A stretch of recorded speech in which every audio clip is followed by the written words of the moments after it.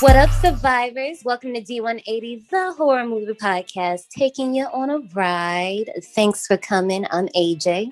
And I'm Janae. And we come in with the third movie, giving you dark alleys, aided by red and blue lights, and all the dreamy steam you can handle. We finna take a ride on 1990s Death by Temptation. But before all that, Janae, I'm tempted to know if you've seen anything new lately. But wait a minute, before you answer, I just want to let y'all know we're gonna keep it real with y'all. We recorded this episode a little bit early, so this conversation that's about to ensue, if it sound like we late, we ain't late, baby. So like, think of this as like a message from the past. Is that how that works? It wouldn't be a message from the future. Yeah, it's a message from the past. Okay, but yeah. You catch on it because I got something to tell you and you gonna get so hyped that you go first. Oh gosh. Okay. So I watched Creep 2 last week. How did you like it? I loved it. My boyfriend hated it. Did he see the first one? No. Oh, okay. I mean, you kind of don't really need to see the first one. Yeah, you don't need to. So I did have to kind of explain some parts to him so that he kind of would get it. But he was more so like, what the fuck do you have me watching?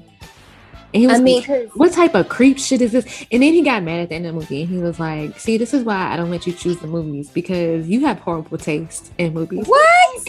Excuse you. No. Because first of all, let me read you real quick, Mr. Sir. When you told my good sis you didn't want to watch the movie we talking about today, I almost wanted to come at you because you and the main character kind of look alike. So I just felt like you wanted to see yourself on screen. So I was looking out for you. I'm gonna send him this too. I'm gonna be like, hey, listen to this. Because he be asking me all the time. He was like, so what do y'all talk about in the podcast? And I explained the format. Why you first of all, I need you he hasn't listened to it. He hasn't listened to it. So I explained the format. I swear, girl. So I explained to him the format and how we like do things. And he was like, oh, okay. And I told him, I was like, I be talking about you all the time. And then he's like, what do you be saying? I said, well, you gotta listen to it in order to hear what I be talking about. It's the whole ride. You basically a character here now at the park. Honestly. But yeah, he didn't want to watch Death by Temptation. So, and then honestly, I couldn't find it. He has Roku. I hate Roku. We all about the Fire Stick over here. So it was easier for me to find it on Fire Stick, especially because it was like the free 7-day trial with AMC Plus. Yeah. So I can watch it at his house. I was like, where is the movie? So yeah, I watched it on my own. But yeah, watched Creep 2. I loved it. I'm glad you liked it. Laughing. Yes. The movie, not the whole entire movie, but I was definitely cracking up laughing. And I was like, oh, she gave him a run for his money. Yeah, look, okay, y'all, if you ain't seen Creep 2, skip ahead like about 1 minute because I'm about to say something real quick. First of all, that girl was running him, okay? She was running. I loved every second of it. I was just like, look, and the whole part, like when he tried to like embarrass her by making her stand in front of him naked, she ate it up. Exactly. And he ain't know what to do. Nope. But what I can say is that at the end, Brandon was pissed off because he was just like, so why didn't she just check to make sure that the body was dead, that he was dead before going about her life?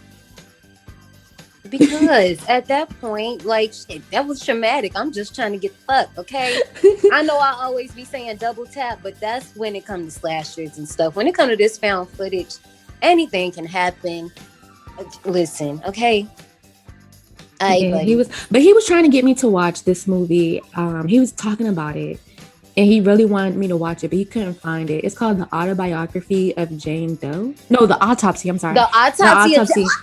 Yeah, so he said he loved it, and I was one of those movies that actually scared him. So he was trying to find it so that I can watch it because he wanted me to be scared.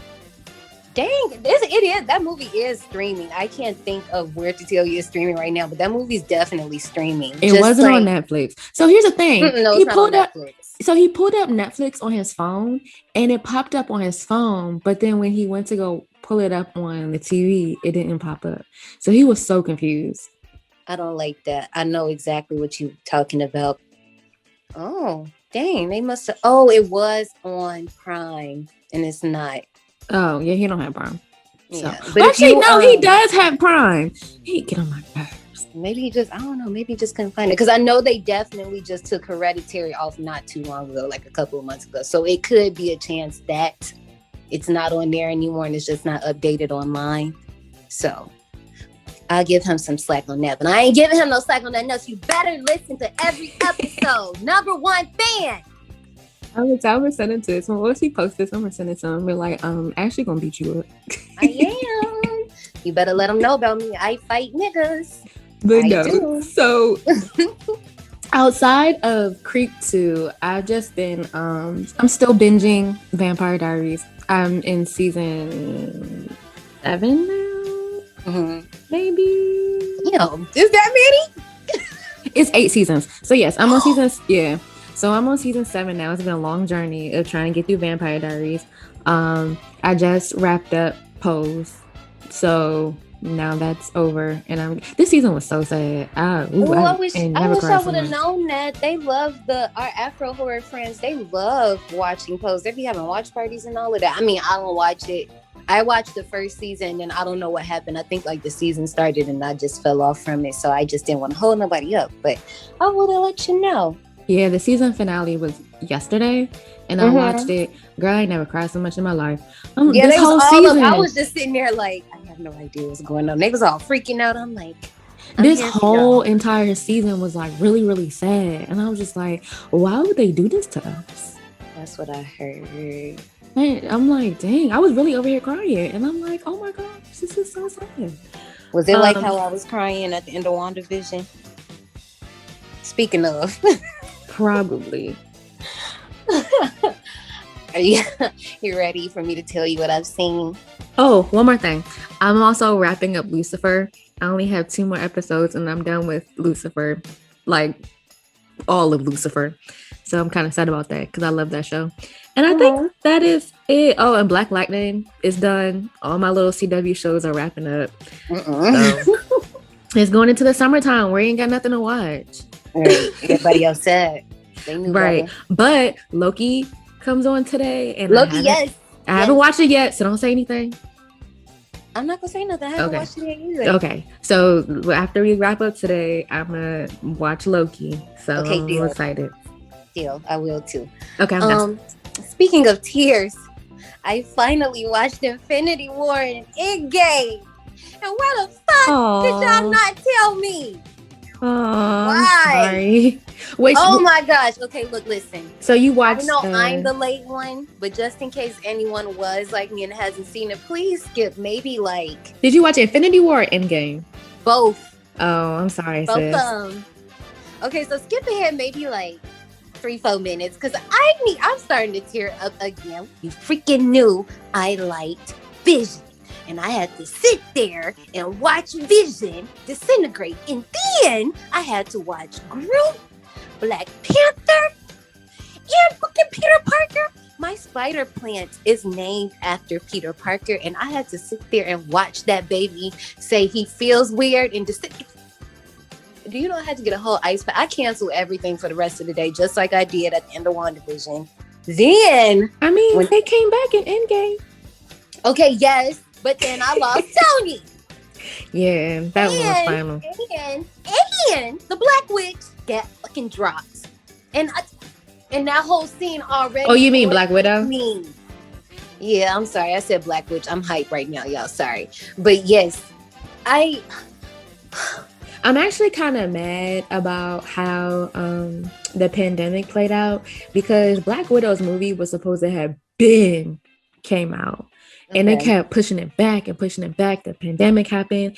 And then it was supposed to drop May 9th or something. And it still hasn't dropped. And they pushed it back again. So at this point, whenever it pops up on the app, is whenever it pops up on the app. And that's when I'm going to watch Black Widow. But at this point, it's kind of like we're out of that phase. Because I think that was like her movie was supposed to be in phase 3. Of the MCU, and we done wrapped up that whole entire phase. And since she did, there's nothing else you can do with her story. Yeah, and that's what people. Okay. I got theories, but I don't know shit. I just be coming up with shit on my ass. But I'm wondering, like, is this Loki series going to like It's a part of the multiverse. Yes. Is it going to do something about that? Yes, that's why I'm just like, Well, I don't know if it's gonna do anything about her death, but I know that I think he might start fucking up some shit. And I was just like, okay, I'm gonna just shut my mouth. But I'm excited because I love Tom. Oh my gosh. Like Loki, I like villains. So everybody normally don't like villains, but I love villains. And Loki, actually, I don't know. I think, I like Freddy Krueger and Chucky. I think as a horror fan, as people in horror, I think we like the villains. I think that's who we here for. And it was like everybody was mad, like because I was in the room that day when they were voting on who was right in Civil War, and it was like Captain America versus Iron Man, and I was like, I gotta stick up for Cap because I like my man's Bucky. Like I know everybody was rooting for Iron Man, but I'm like, no, we're going with Cap. Also, speaking of Captain America, we started watching Falcon and the Winter Soldier. Girl, his name. That is not America's ass. But I ain't got real far because we just decided that we was gonna watch it because we had just finished England. Okay, so that is not America's ass. I need you, once you finish, I need to hear your opinions on how you feel about Black Falcon, not Black Falcon, Lord. Anthony Mackie? No, the entire series, like that series. Oh, okay. Gotcha. Once you get to the end, I want you to tell me how you feel because yes, the replacement. It's like first of all, it looked like the granddaddy from Up. That's what he looked like. Like he just dressing up. Like this is Halloween. Like, baby, get out. Have you seen The Boys? On Amazon Prime? Okay, never mind. I'm not going to give you that reference then. But for those who have seen The Boys, this new Cap was giving Homelander vibes, and that's all I'm going to say. Oh. But I have, before we move on, because I know y'all probably like, damn, y'all just been talking and talking and talking. Yeah, we ain't seen each other in a minute. We missed each other. Anyway, girl, I watched this fucking Conjuring movie. Oh, don't tell me about it. I haven't seen it yet. Well, I guess you can tell by my tone how I feel. And you're not the only, because when I see somebody talk about it, I scroll past it real fast. I've seen mixed reviews. I've seen some people say they love it. Some people say that they hate it and they should have kept it. But my brother, Caleb, y'all know Caleb is the one who watched the horror movies with me. He already hit me up and was like, hey, can I come to your house so we can watch Conjuring?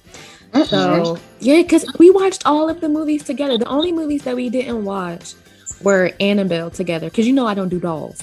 Right. So I haven't seen any of the Annabelle movies. And he's like, you need to watch Annabelle. But we watched the nun ones, all the nun ones, even the one that's in Spanish, and it was so. La Llorona. Yeah, that one was trash. Yeah. And I haven't even seen it. I just, okay, so this is how I do. I don't, obviously, I don't do trailers. When people talk about it, I tell them immediately, I'm like, I haven't seen this movie, so if you can please avoid spoilers, do that for me, please. But I am listening to see if I should watch this or not. And you know how I already feel about the Conjuring series. I really just like the actual Conjuring movies, but even then, I just feel like and this is no shade to anybody, but if this is your kind, it's your kind, and that's cool. It's just not for me. If you a person that just like jump scares, and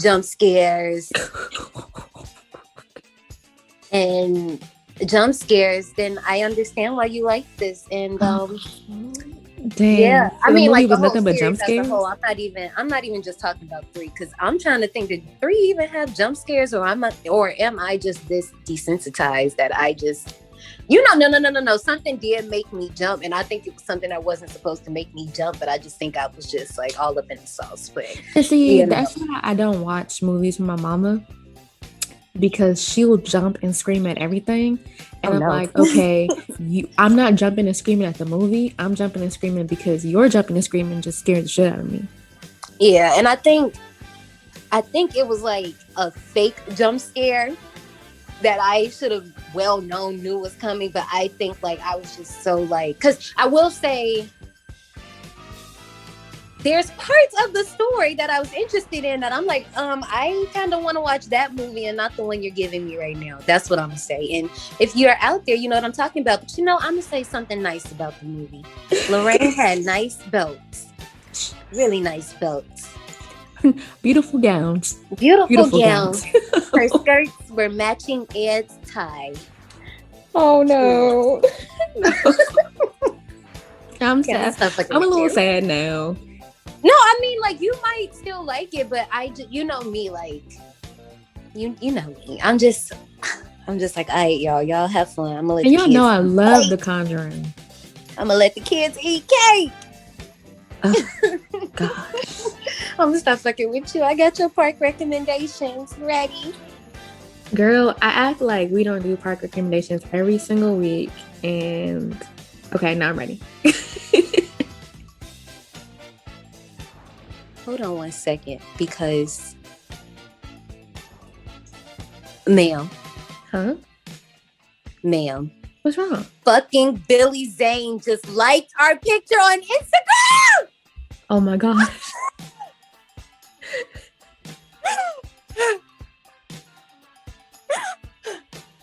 I thought it was like a fan page, and I wasn't even gonna say nothing. And y'all know I love him. I'm about to screenshot it and send it to you. Let me breathe. Okay, let's get back to the park recommendations. I hope you listen to the episode. So he can hear me talk about how I like his voice.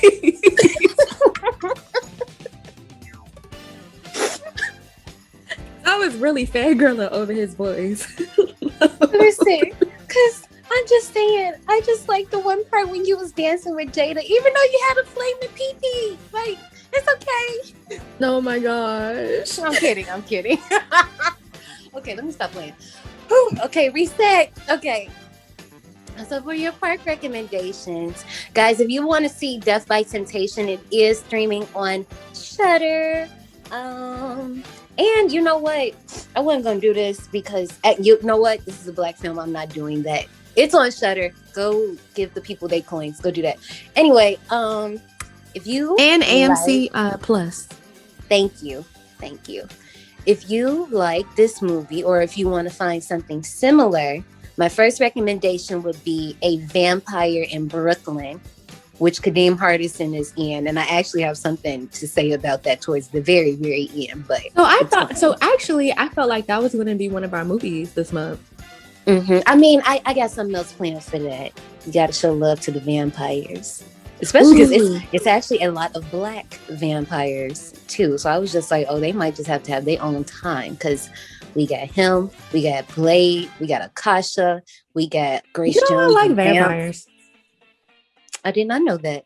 Clearly, actually, I'm sitting here watching the originals, Legacies, Vampire Diaries. Yeah, that's what I was about to say. Well, duh, you're watching Vampire Diaries. So and was it An Interview with a Vampire? I really liked that movie growing up. I will always watch it every time it comes on. I do like that movie. Your second movie is, you've seen this movie, I know you have, is Jennifer's Body, another female succubus. Oh, you haven't? No. I didn't see Jennifer's Body. I was like, no, she has to have seen that. You'll like it. Oh, well, it's on my list though. I just haven't watched it. I mean, you can watch it whenever you want, but now that I know that, we're definitely gonna put it in season 2 because I freaking enjoyed this movie. I will say, like, some of it is might not have aged well, quote unquote, but I mean, you know, I'm the type of person that I could just still enjoy things. So yes, Jennifer's Body. I'm still stuck on the fact that he actually liked our photo. What did he do? Search the well, no, I tagged. Yeah, that's what I was like. He had to. I'm still tripping off that. Like, I ain't cool back. I'm about to tag you in every single one when a new episode drops, because y'all be like we said, this is pre-recorded. But listen, I just hope you listen to the episode, because please do. Listen. So you hear me fangirl? That's fine. That's fine. It needs to happen. People need to be appreciated and given their flowers while they're here. So come listen to us. Gush.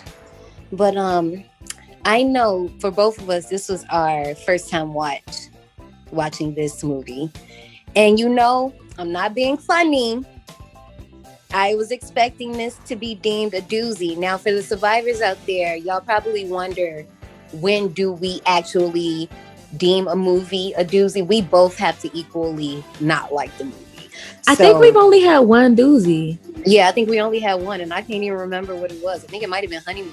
No, it wasn't Honeymoon. It was the one. It was one of the Kids in Horror. Ooh. It was the Good Son? It wasn't Alice and Mikey, and it wasn't Rhoda. It was The Good Son because it was The Good Son. And I think Honeymoon was a doozy too, because I didn't like Honeymoon. And I felt terrible. That's what I'm like. I think Honeymoon was a doozy. Maybe I can go back and see, but I'm not sure. So we're not gonna get this so one. We gave The Good Son 54 and 50. So we said that was a doozy. And then Honeymoon, I think I gave it a 57 and you gave it a 20. You gave it a 20. Oh, I gave it a 20. Yeah, I'm like, I ain't giving it a 20. Not for you. Well, I gave Honeymoon a 20. My bad. I ain't like it. No, I felt so bad. I was apologizing all throughout the beginning of the movie. Go back and listen to Honeymoon so you can hear us. It's crazy because the director, Lee Janiak of Honeymoon, she's actually doing the Fear Street series that's coming out in July. And the trailer actually just dropped. Yeah, I cannot wait. I haven't watched the trailer. I tend to stay away from trailers nowadays.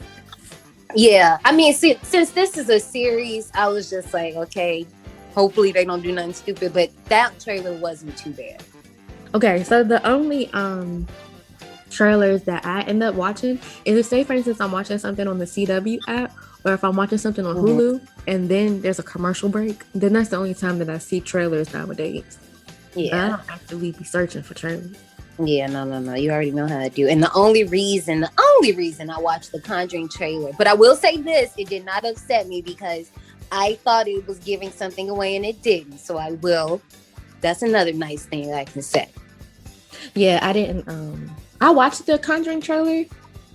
Again, it was on accident. It came on Hulu commercial break. Yeah. Like 10 times. It's not even spoilery. It's not. So it's a decent trailer. I thought it was, because I said, dang, y'all definitely just showed me a whole lot. Y'all done showed me a few little scares that probably would have been better in the movie had I not seen it. But nope, not spoilery at all. Good. Let's talk about the director, the producer, the writer, and the writer. The main character. James all Bond, the roles. The third. And you know what's funny? Mm-hmm. You want to know what I think of every time I hear James Bond third? The actual James Bond? No, Mean Girls. You don't remember the Kevin G rap? Yes, that's what I said. You know what? That's why I had, because at first I was like, what? And then it popped in my head and I said, sis, Cody's about to have a field day with that. Hey, Cody. Hi, Cody. I was going to rap it, but I'll refrain. You might as well. Cody probably done finished at this point. And 5, 6, 7, go. Oh, you sucker MCs ain't got nothing on me. For my grades, because my logic can't touch Kevin G. I'm a mathlete. The nerd is inferred, but forget what you heard. I'm like James Bond the third. She's shaking, I said I'm Kevin the boy. The G silent when I sneak in your door. I make love to your woman on the bathroom floor. Play it like Shaggy. You know it was me. Because the next time you see her, she be like, oh, Kevin G.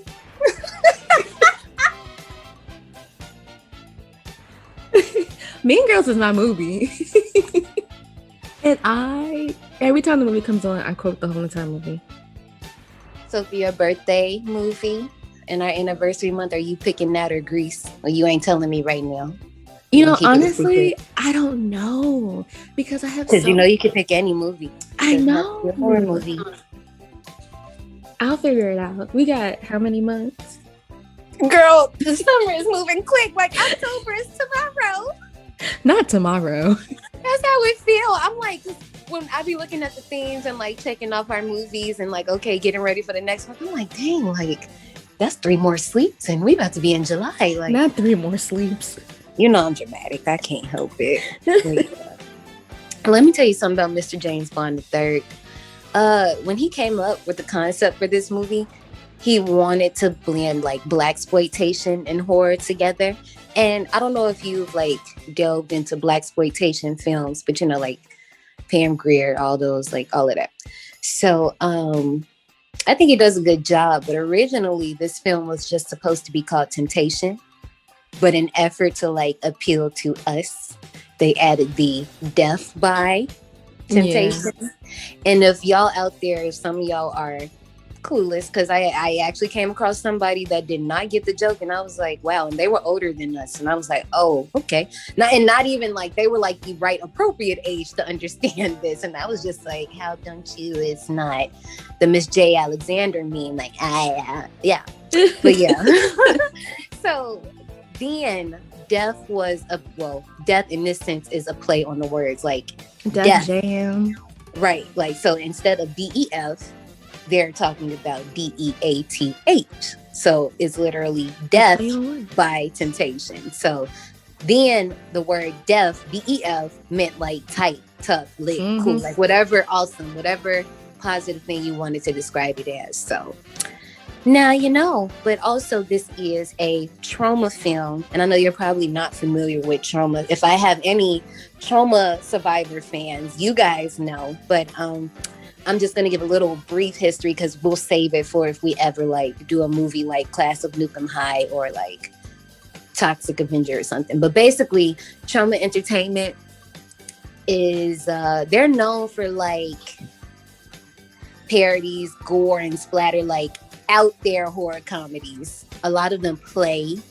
on 1950s horror, but it's like out there horror comedy. So that's Trauma. And I guess one day, whenever that day is, we will get to it. But let's talk about this cast.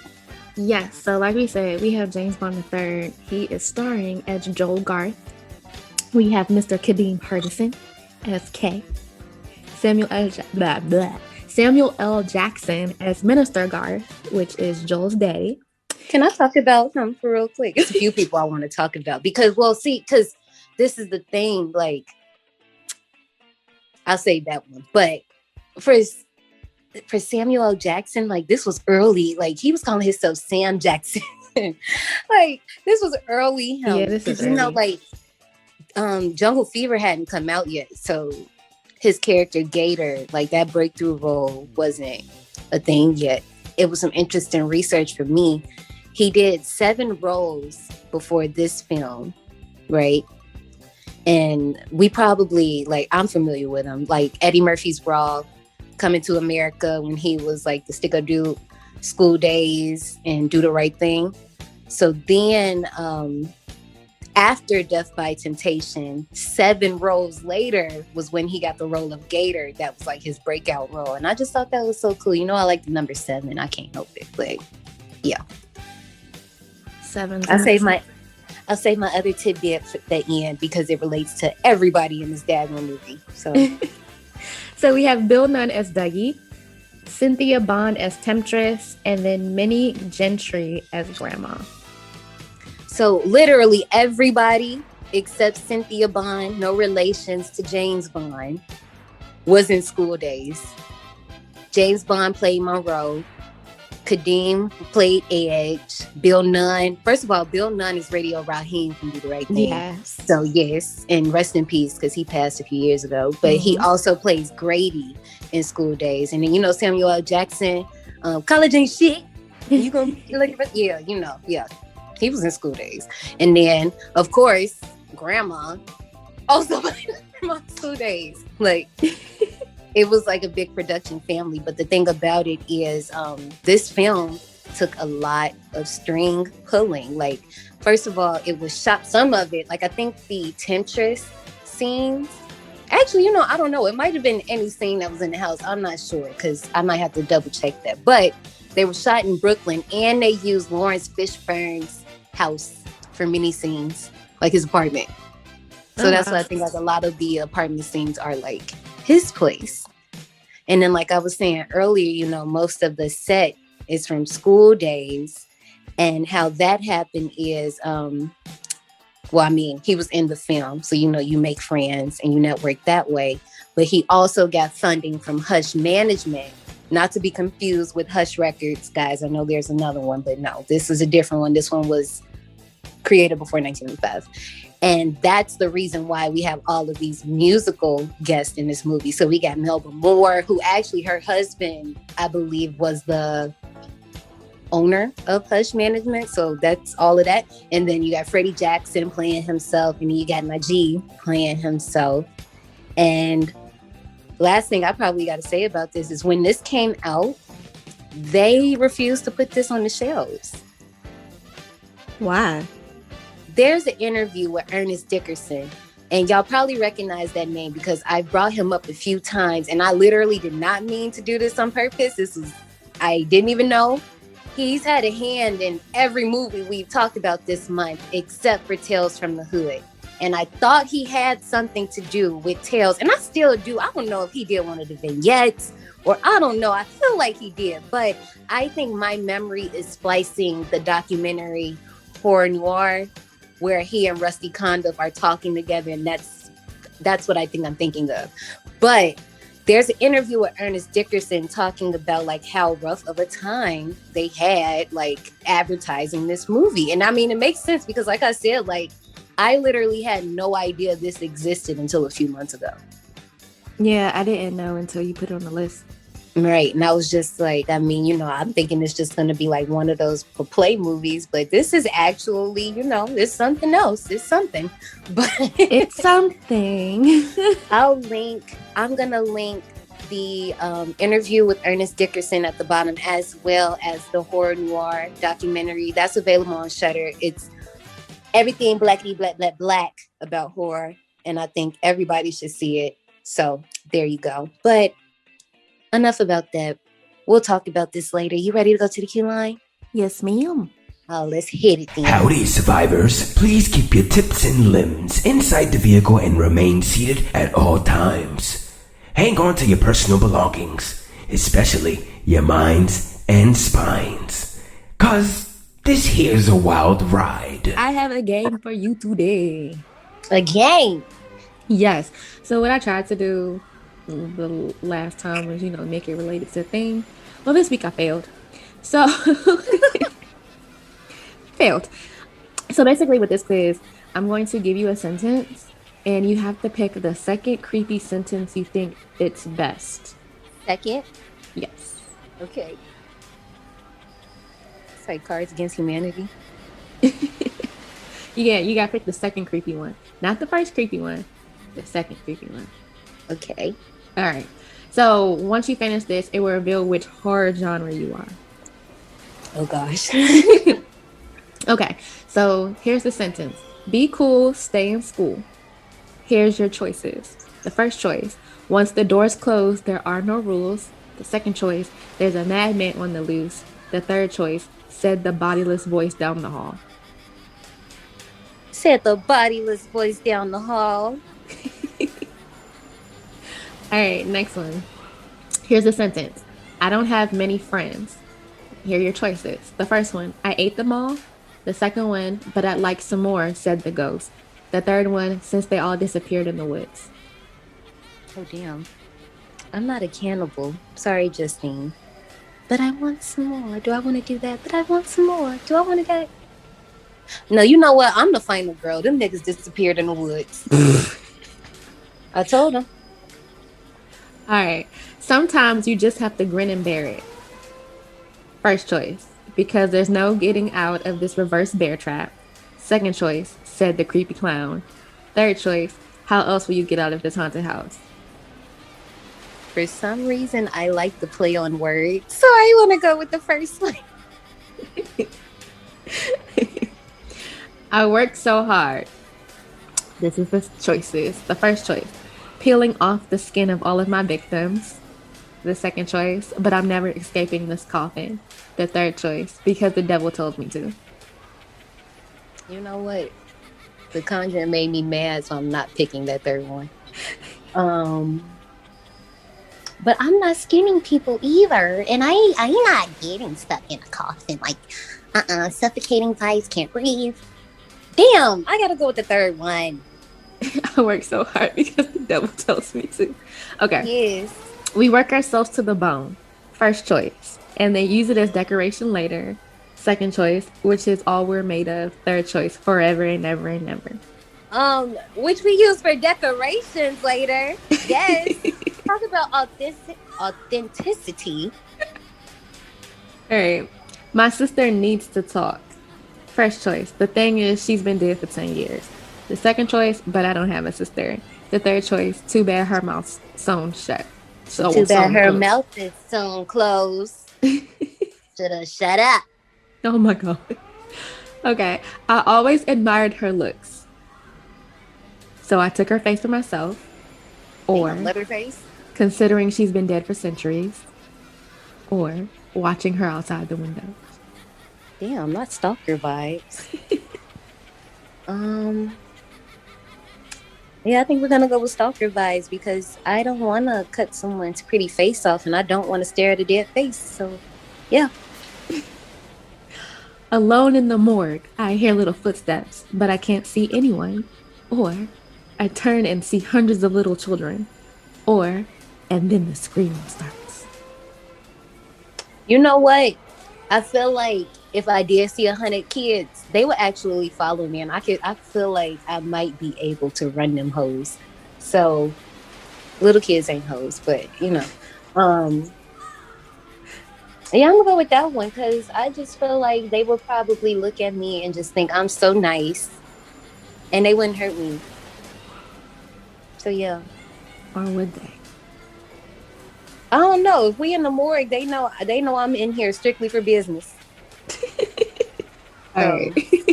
I probably helped a lot of y'all look very nice for y'all big day to heaven. So I swear, I swear I woke up, but I know I'm not dreaming. But no one can hear me screaming. Or she said watching herself sleep. Or, but I can't open my eyes. They're gone. Oh, she said while watching herself sleep because that's scary. History repeats itself, he said, looking at the back of his own head.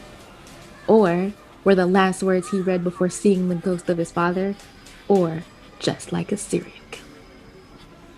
I do enjoy me a serial killer, but I still like that first one because if I ever look in the mirror and see the back of my head like that little girl in Us, I'm gonna be pissed. I'm gonna be pissed. And your genre is gore. Oh, wow. You're not squeamish. In fact, you've got a strong stomach for this kind of thing. Yeah, that sounds about right. I mean, the thing is, like, I don't actively go seeking gore horror movies because the thing is, a lot of people got to understand there is a difference between blood and gore. Like, this movie kind of straddles that middle line because it does get a little bit gory, but not literally just one part. Literally, I just really one don't part. consider it gory only because the blood looks like paint. And then that's the other thing. The color of the blood doesn't make it gory. Like if it was bloody, like it. I know you ain't seen it yet, but it ain't. No, not it. Let's talk about what was the one that I that had me looking crazy. What, Excision? No, it wasn't Excision. It wasn't Justine. All them blood. No, I was looking at Justine crazy. Well, no, I was trying to. Well, that's not gore either. Like I could show you a gory movie. I can't. Like nothing. I don't think anything we've watched so far, and I'm trying to recall without looking at the list. I don't think Evil Dead. Oh yeah. Okay, there you go. That's gore. Yeah. Yep. All that dang blood. Right on the head. That's gore right there. Everything else, very mid. I'm with you when you're right. That was the only thing. No, it's okay. The thing about Excision, not Excision. Teeth. What? No. Dang. Justine. Raw? Yes. I just didn't like the fact that I didn't know that she was a cannibal and I was trying to eat. Well, I mean, we can ride out. You ready to step on? I am ready. Well, guys, when we come back, we're going to be taking a ride on 1990's Death by Temptation.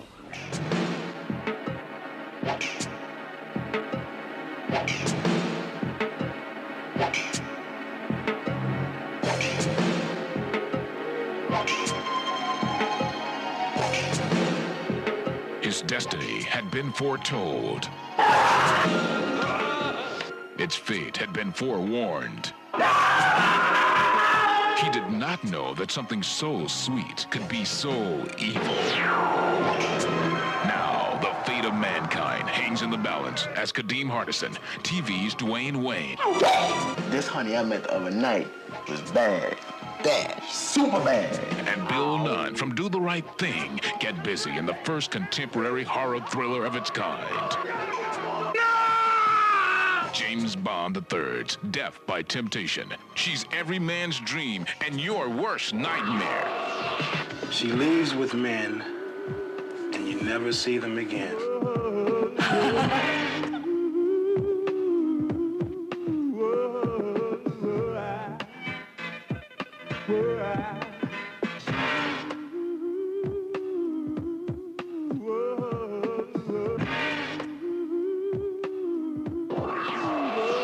Look, now, when she drinks that holy water, she's gonna start slobbering and farting and gagging. I'm on a mission and nobody can cramp my style. So if you can't get down, stay at the crib for a while. I don't mean to be cruel and know my heart.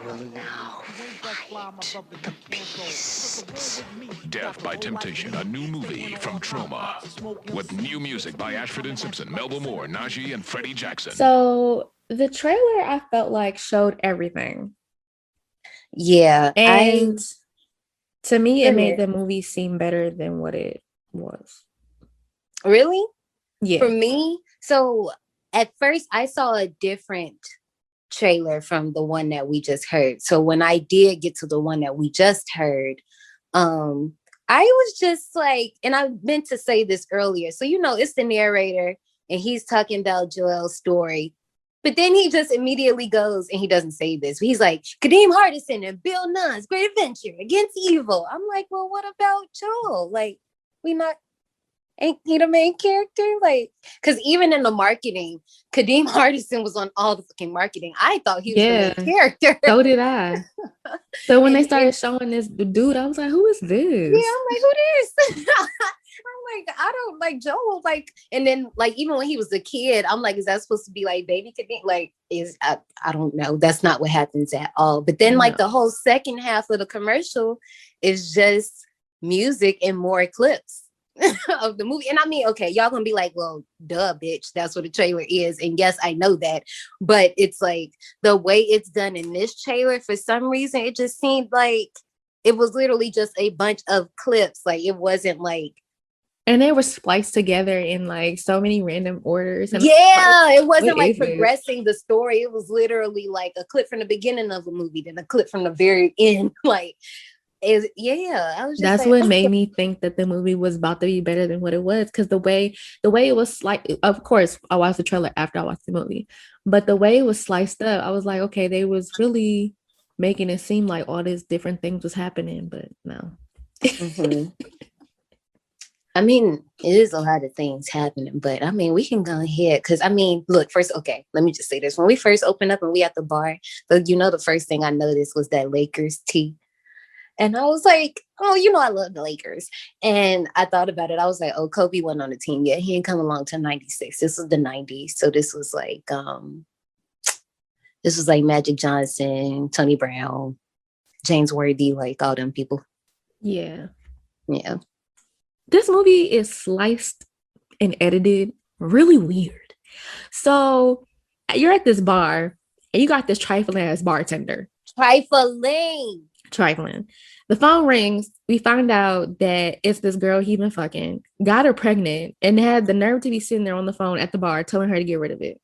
Talking about stop groveling. It's unattractive. Right. Exactly. I don't care if you is paying. Like, no, girl, you need to do better. No. He pissed me off. Told her that he didn't want to chill her no more unless she gets an abortion. Like, you trash. And then he also, even though he offered to pay for it, he also seemed like he was a cheap nigga. because he seemed like he was not for real about saying that. So, but then no, the thing for me is when you hang up, you got the nerve to call another girl whose husband is out of town talking about dressing up in his clothes and being fucking captain. First of all, you weirdo. What? Weirdo. I'm like, you just asking to be shot, both of y'all.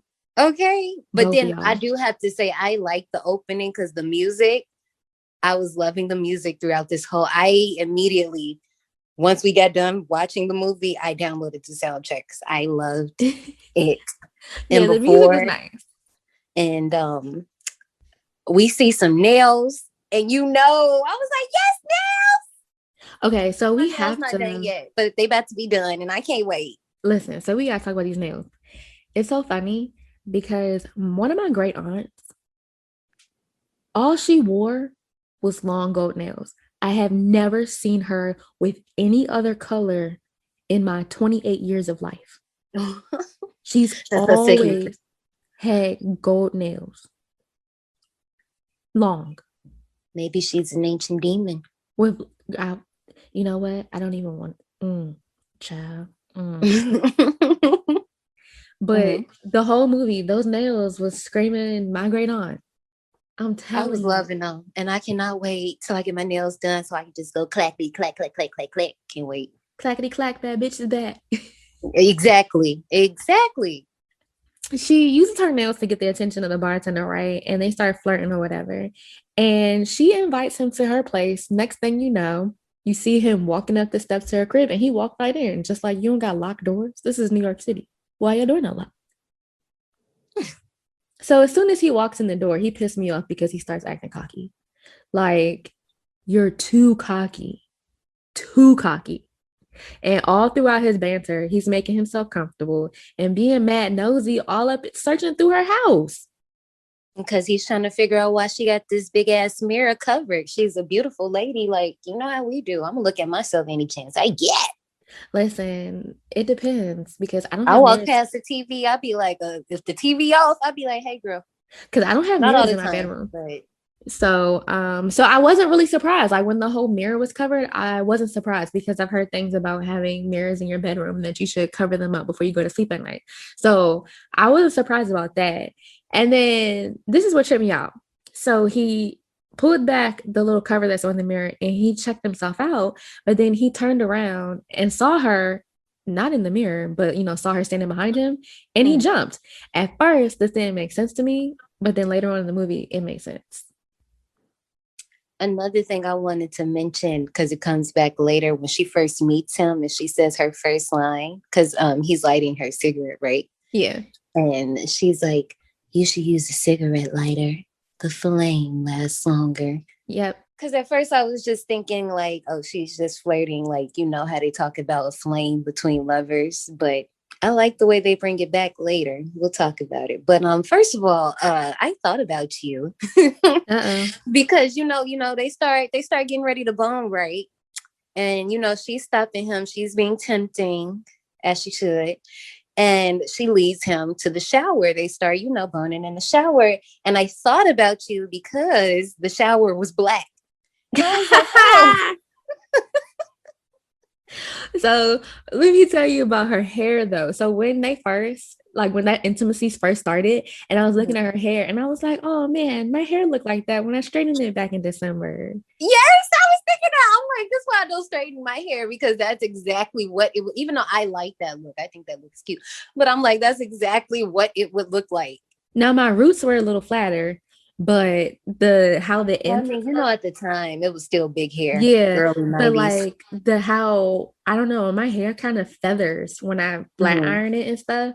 So like that big feathery look was definitely how my hair was when I straightened it in December. I am a fan. So the other thing too, when she had that belt around his neck leading him to the shower, I thought she was going to strangle him to death with the belt, and that kind of let me down. You don't like the bloody shower? Now, this was what's funny to me. So when the blood started coming out the shower head and he was running away, you can tell he's running through the house bucky naked. Yes, bucky naked. You see peen. Yes. We see it. Yes. So his dumb ass runs into the door. But when I had to rewind this a couple of times because I knew I wasn't tripping. But when he first runs into the room, there were already bloody and wet footprints on the floor. And the door he ran into, it already had blood on it too. So you know he did this take a couple of times. But listen, the other thing I noticed was, okay, so when he first freaks out and runs out the shower, they 80-yard the fuck out of her laugh. Because she's spitting out water, but you hear her laughing. I'm like, yeah, baby, you could be spitting out water and laughing. But I mean, match at all. I was still just amazed we saw peen. Because, you know, normally in horror movies, they be protecting men. You don't never see no peen. You barely see peen. And we seen it. And it was a nice peen, too. It was. I was like, oh, snap, sir. Okay, I see you. Because, you know, normally in movies, when it's not hard, it'd be looking a little shrimpy. It was not shrimpy. And, okay. Well, I mean, it ain't get him far because she came and fucked him up. And you know what? Ernest Dickerson does a very good job because this movie was pretty low budget. And of course, y'all know we're going to bring that up later. But with that being said, he couldn't really go in on the kill. So he had to get really creative. And all we needed to see is just the blood leaking through the door. And that's it. We just already know, like, damn, well, you know what? I don't feel bad because that's what the fuck you get.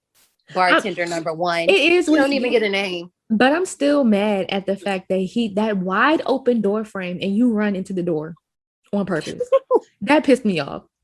Like, that pissed me off. But yes, you don't see the kill. You just see him. You just hear him screaming and see the blood coming from the other side of the door that he was trapped behind.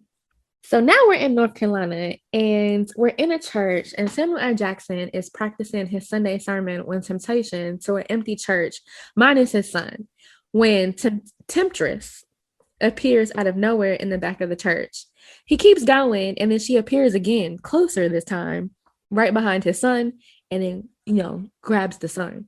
So later on, this prompts, now we're transported to the son's room. So this prompts him to tell his son that, you know, I want you to spend some more time with your grandma. Next thing you know, dad's in the car driving with his wife. A random woman appears in the road. The wife freaks out and is like, you're gonna hit her, and then grabs the wheel and try to stop him. That was all her fault. That was all her fault. So, okay. So at first I thought that too. But on my second watch, I realized that she stuck her hand out like how she does at the end of the movie when the grandma and them are fighting. And I mean, it don't matter. I know the temptress did it, but still, girl, I don't need you freaking out. I got this. You freaking out makes the situation worse. Yeah, and but definitely the first time around, I did say that, you know, she shouldn't have grabbed the wheel. Like, y'all could have been alive had you just let him hit her and not grab the wheel. But that was before I knew what I knew now. Now the son, clearly older, wakes up from his nightmare all sweaty and shit. And then the grandma just happens to wake up too. Her and Joel had the same dream. And, you know, grandma explains that, and apparently he had been blessed straight from birth to become a world-renowned minister. So he's been training his whole life for it. And in between her talking, you get flashback scenes of the temptress. And apparently the temptress was at daddy's funeral and she's after Joel. I mean, he the last in the line. Let me tell you something. These demons, when they coming, they are coming, okay? And you can't stop that shit. I mean, you can, but you can't. It's coming. Back in New York City, we at the bar. And here we have Radio Raheem, aka Dougie, failing at picking up women. Let me tell you something. I love the way they handled this Dougie character because at first I'm just like, dude, you're just gonna keep bothering this woman. You lying, talking about you done did a movie with Bruce Lee, baby. It's 1990 and he passed away in the 70s. So I'm gonna need you to fact check, but I'll come back to him later because I do really like how they set this up. So can we talk about this nigga named Norman or John as he wanna lie? So what pissed me off is when this dude walked into the bar, he takes off his ring at the door. Basura! You supposed to do that in the car. I'm not condoning, but this is something that you do in the car or as you're walking up, not once you walk in the building. Okay. I mean, I know movie got a movie, but still. And then not you bothering this lady, even though she's an ancient demon, not you bothering this lady to buy her a drink and you can't even fucking afford what she wants to drink. And then he gonna say, okay, so him and the bartender, they having a bro code moment. Like she's suggesting all of these expensive drinks, and he's signing like no. And 1972 Dom Perignon. He was like, "What about a nice bottle of Andre?" Andre is so cheap. And Jigga, what? Andre, boy, I can't. Okay, out my face. Thank you. Andre is what you pass around when y'all doing like the champagne toast at weddings, and you really cheap and don't want to pay for nothing. Okay, that's Andre is exactly what you said, and you know what? You do that in the back where nobody can see the bottles, exactly, and just present it all on the platter, all dressed up. Like, no, baby, no, no. Oh man! So after he decided he wanted to be cheap, he lies and told her that his name is John. But of course, she's an ancient demon and knows that his name is Norman. And as soon as she calls him out on it, like, you look like a Norman, he about damn near choked and died off the cigarette. Okay, and I'm like, okay, you know what? I'm gonna say this right now. The men in this movie, even though I love it, y'all are dumb. It ain't, listen, because the girls and the gays, we already know. So my men out there, when has it ever been this easy for y'all? You didn't think that was a red flag? You just was like, oh yeah. Yes, look at me. I just been in here for 5 minutes and got the prettiest girl in the bar, and it's all going good. Baby, no. You should have known. And then he just couldn't help being cheap, because as he was settling up with the bartender, he just didn't know whether or not he wanted to keep his change or not. I'm like, boy, get on, go, get out. Meanwhile, Dougie is still failing at picking up women. You just saying anything. Really, he really was. So we get to Tinter's house, and she giving Norman that work, honey. Then she pulls out a peacock feather, right? And starts teasing him. Then all of a sudden, that bitch turned into a knife. And then she was teasing him with a knife. But even though he was scared, he was turned the fuck on. She then opened up a whole new world for him. Okay. So then, well, he was way too open, because when he woke up in the morning, baby, he wasn't ready.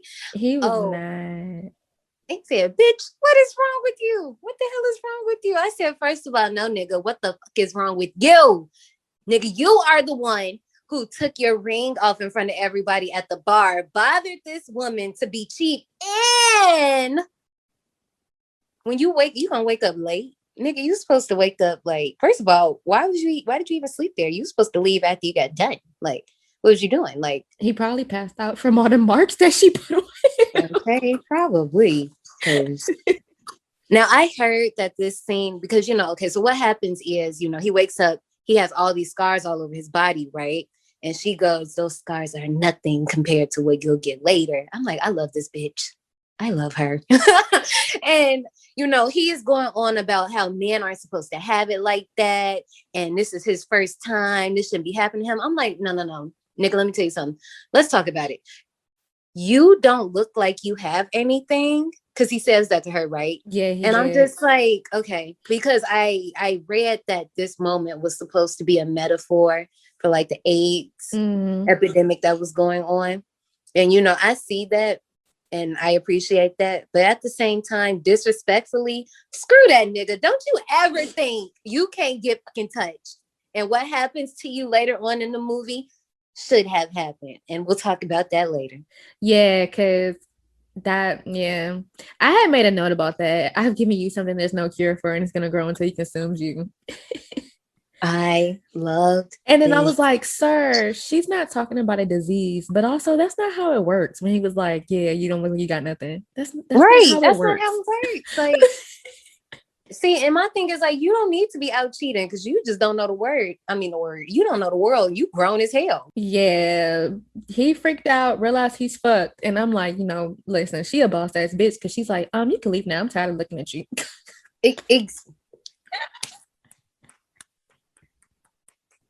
So he takes his little sulking, receded hairline out her place, and when he gets downstairs to tie his shoe, he looks in the mirror and he sees that he got lesions and freaks out some more.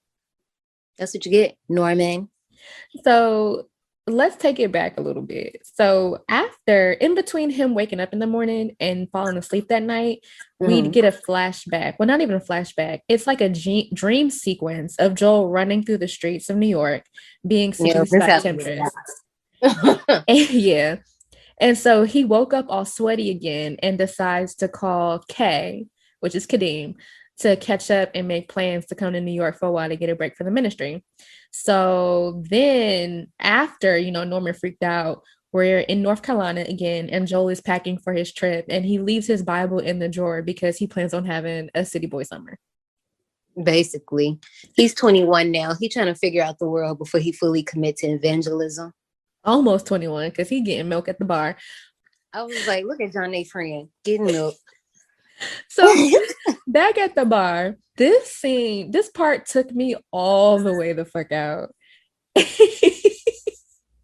Well, because see, the thing is, this is Jonathan. He's a part of the community. Another guy comes up to him, and apparently Jonathan has been around a few of the other clubs, and this man that approached him instantly,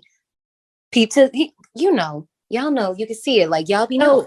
So which one was Jonathan? Was Jonathan the married man, or was Jonathan the one who had the gin and tonic? Jonathan was the one who, okay. So in the scene, Jonathan's the one that's already sitting down, and the man walks up to him. So Jonathan's already sitting. And then after, he's like, well, am I that obvious? And they had so a lot of actors in this movie literally don't have names. It's like the first bartender, his name is literally bartender number 1. And then the next one is bartender number 2. Like, they don't have names. So we can't give y'all names. But the guy comes up to him and instantly, calls his card because he knows what he is. And it seems like Jonathan is still trying to figure out where he is in the community, basically, what letter he is. And my favorite line was a $5 drink from a $2 man. Little bitch. Nah, my favorite part was that the dude wasn't here for his shit. He wasn't, but I didn't need them to have him acting all extra. That was very extra, but I know it was the 90s, so I know that's what y'all was on. But yes. Yeah, because he was like, the married dude, Jonathan, was being really disrespectful, honestly. The thing is, Dougie's still fucking trying out these pick out lines, and not you telling this girl she got a Wearfield butt. I'm just like, yeah, that was sir. Anyway, Dougie is going on talking about how he ain't heard from the bartender number 1 in a while, and especially because he wanted to know how his date was going to go with the Temptress. They don't know this Temptress. We know who this is. And she's sitting right across in the bar, and he only hasn't hit on her, Dougie speaking, because he's like, no, there's something wrong with that girl. Like, I just know I should probably stay away from her. And bartender number 2 is like, I can't relate. I'm happily married, so it don't matter. See, that's how these men should be acting in these streets. So now we see Joel ride into the city, right? And apparently he told his grandma, I'm 21. I need a break from ministry. Yeah, because, things just seem out of order. So whatever. And then, this movie is weird. As far as things not being in order. What you mean? Oh, never mind. You meant like out of order in life. My bad. Like when he's doing his monologuing, which he does quite a few times throughout the movie, he talks about the reason why he's going on this journey is because he wants to put things together because everything is out of order to him. I was thinking the wrong out of order. My bad. But Dougie is still failing at picking up women. Listen, at this point, I was like, you just need to hang it up. But now, this is when Jonathan starts hitting on Temptress. And Kay walks in the bar, and Temptress sets her sights on him, but not before she traumatizes Jonathan. Yeah, I kind of did not like this part because I don't like the way she goes with the woman. It's better. I mean, he might not think the same, but go off. This is a different time. So, I'm not going to come down too hard on it, but I'm just like, sis, like, you can't coming on a little too strong. You can't do that. I mean, she clarified a little bit. She said, well, at least with me. Oh, okay. I mean, but even still, but yeah. Yeah. But he didn't seem turned on at all. He just seemed stressed the fuck out. I mean, it's kind of like Adrian from Raw, right? Like Adrian was trying to figure out because for so long he classified himself as the G in the community. And now here comes Justine and he feeling her. And he's finding out that he actually might be bi. Like, he don't know. You know what I'm saying? So now that's Jonathan's same issue. Like, does he like women or does he like men? Like, or is he bi? Like, you know, some people really have a hard time trying to figure that out. And for her, because even later, and I know we jumping ahead a little bit, but even later, like, we see more of this come out. Kay sees the temptress and goes to talk to her. And now I'm worried for his life. So they having like a nice little conversation or whatever. Come to find out, he starts daydreaming in the middle of their conversation about doing And I her. thought it was real. I actually like this because I thought it actually happened. Because, okay, well, before that, I just want to comment on, I love the tensions. I'm going to say it 20 times. Because when she's making the banter about him being, because the thing is, Kay is a movie star. Grandma done got upset at him. Now, they never make it clear if they're cousins or if they're just friends. But you know, in the Black community, if you've been friends with somebody forever, that's your cousin. So you already know how that go. Like, at that point, we can. So, you know, he mentions how the grandma's upset with him because he left the church to come be this big actor and he's pretty successful, right? So she's like, you know, I know you, blah, blah, blah, blah, blah. And as Kay is signing his autograph, she just like drops her whole face and this music just like leers. But then like as soon as like he looks up, she smiles and it just goes away. And I was like, damn, like I'm kind of scared of this bitch, but I like it. That's what all the men like too. And that's what all their asses got. Okay. So he wakes up from his daydream because she smacks him. Don't just be out here just fantasizing about me in front of me. And he almost got too if it hadn't been for the fact that Joel was showing up that night. And the mere fact that Joel was coming saved this man's life for now. So when he gets up to walk away, he turns around and is like, oh, I forgot your name. Girl is nowhere to be found. And this is, he's confused. His first moment of confusion. So the next day, I'm getting ahead of myself. But he goes home and he meets up with Joel and they start to catch up. So the next day, they're still catching up, you know, having that brother time. And the whole time Joel is talking, he reminds me of this guy I went to college with. Just soft-spoken and green, chapped lips and all. And it's crazy because, you know, like usually when, not all the time, but around this time, you would think that he would put himself as Kadim's character and make himself like the cool guy. And I kind of, at first, because when I first watched the movie, I didn't know how I felt about the Joel character, because especially some of their scenes, they seemed genuine, but they also seemed like they might have been improvised too. I was kind of getting improvision vibes. Improvision is not a word, it's improvisation. But I was getting those vibes regardless. But it kind of worked in a weird way because conversations be like that sometimes. It's not like people just immediately respond, you know? Like sometimes things are a little bit hesitant. But it was like, I didn't know if that was Joel or was that James? You know what I'm saying? Like, is that you or is that the character? And but also, Kay, sir, you have this plant in your apartment, this rubber plant. It needs some water because, baby, it was sad. I clocked that. You know I did.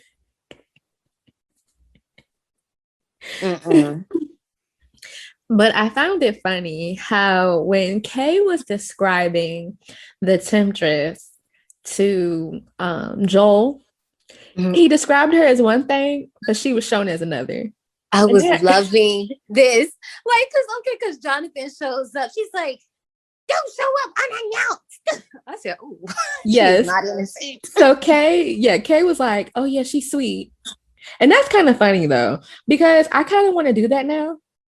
If someone ever comes to my house, I'm gonna be like, no, you don't show up without an appointment, or unless I bring you here myself. But I mean, like, people shouldn't be showing up unannounced anyway. Girl, people don't care. Like, you don't know what I'm doing. You don't know what I got going on. I can be having cult rituals right now. Girl, people and don't you care. showed up at the right time, and now your blood about to be spread up all over these walls. I'm kidding, guys. I'm not in cult, but the point is, you don't know what people be doing. Stop showing up unannounced. And I be telling my boyfriend that. I'd be like, don't be showing up at people's houses unannounced. And he be getting on my nerves with that shit. But anyways, so then Kay says, oh yeah, she's really polite.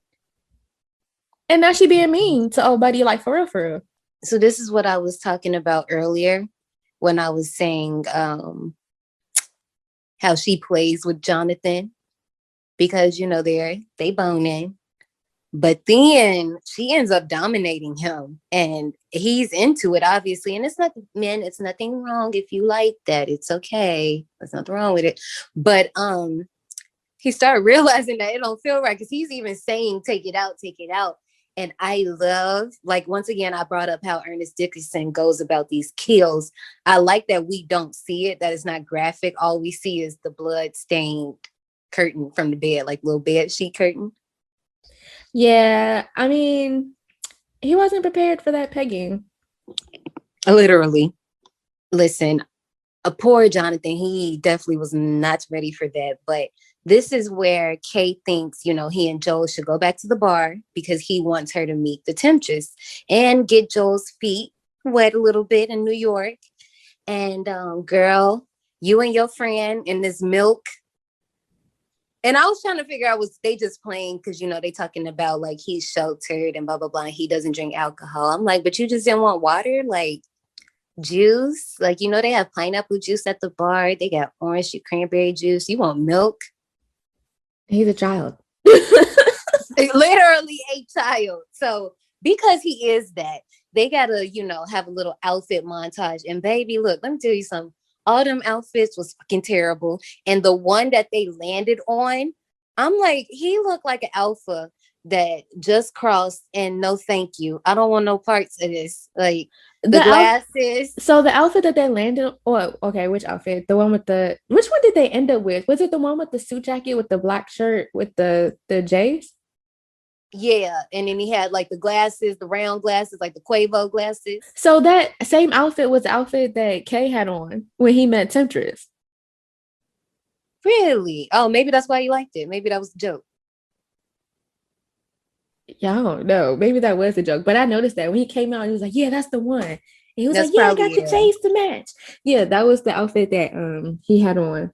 Kay had on. Night before. And this is when I also realized that Nike definitely had a sponsorship in this movie, because every chance they get, if they don't hold up a Nike shoe, he has Nike sweatpants on during the montage. Even after, he was like, see, I got the J's just like you.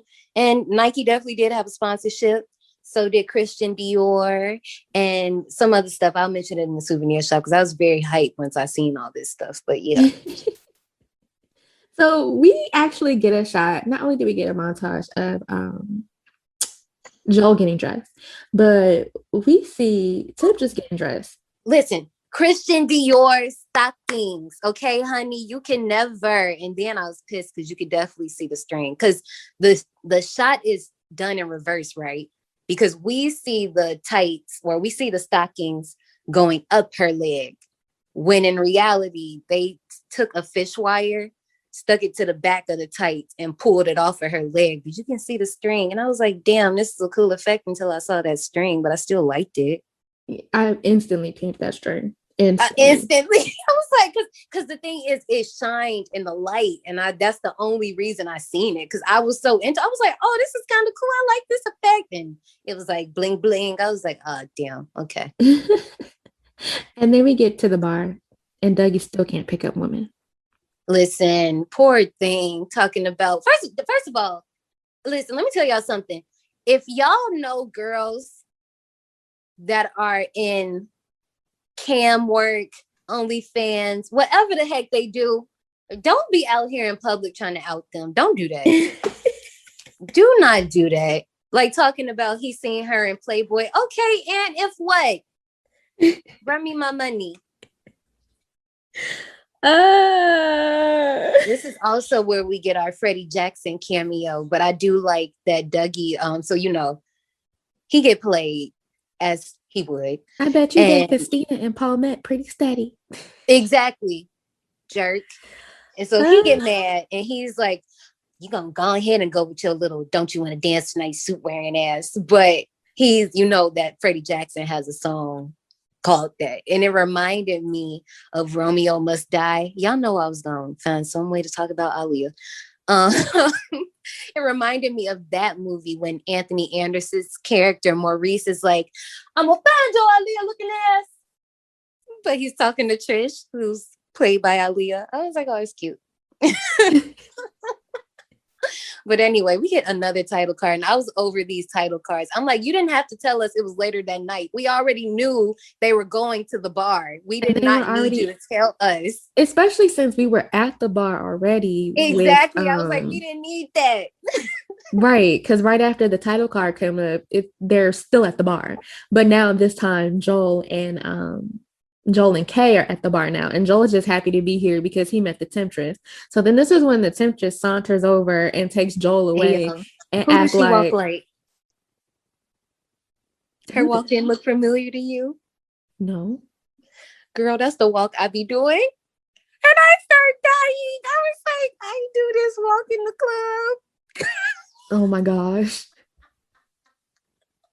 I definitely did it at BRT too. It's the walk I do when I mean business and I know I'm cute, but I'm also not trying. Nobody needs to bother me. I just need to be in my own cute bubble. I was dead. Okay. Oh my God. But no, who she walked over, Kay was confused as fuck because she completely played him to the left. To the left, okay? Around baby in a spiral. He ain't know what to do. No. She cold.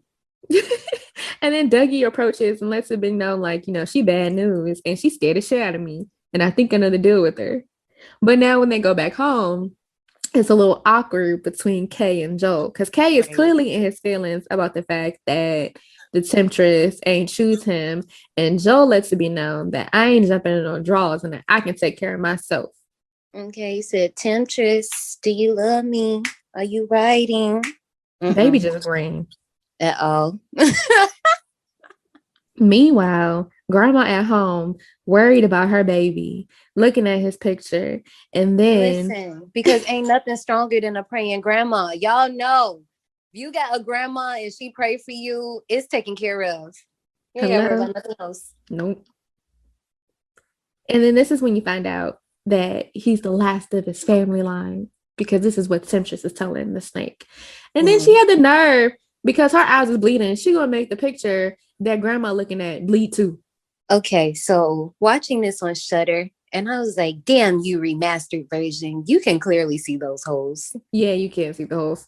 And I know it's probably sounds like we're nitpicking everything, but y'all know I'm an effects girl. So, I have to. That's why we have the podcast, so we can just discuss these things. But I thought it was a cool effect. But then I was like, because first I was thinking, kids, our eyeballs stay the same size. Like they don't grow. So that's why little kids always look like they have big buggy eyes just because they're, I guess, normal size. But I was just thinking like, oh, like this baby got some big pretty eyes. And then before it started bleeding and I seen it, I was like, oh, they done cut holes in this baby's eyes. This is kind of scary. Without the blood.